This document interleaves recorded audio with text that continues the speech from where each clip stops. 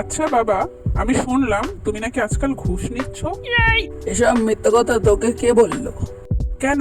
আমাদের পাশের পাড়ার ওই পল্টু আছে না, ওর বাবা না তোমার সঙ্গে কাজ করে?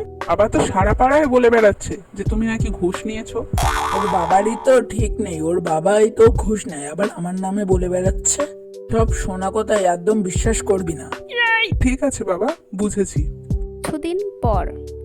শুনলাম নাকি তোর স্কুলে রেজাল্ট দিয়েছে। এসব কথা তোমায় কে বলে?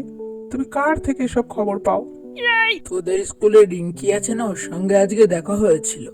ওই তো বললো পরীক্ষার খাতা দিয়েছে। ওসব শোনা কথায় তুমি কেন বিশ্বাস করো? তুমি না বলেছিলে শোনা কথায় বিশ্বাস করতে নেই? তোর মুখ দেখে তো মনে হচ্ছে তুই আজকে স্কুলে ঠ্যাঙানি খেয়েছিস। এভাবে তোকে ঠ্যাঙালো কে?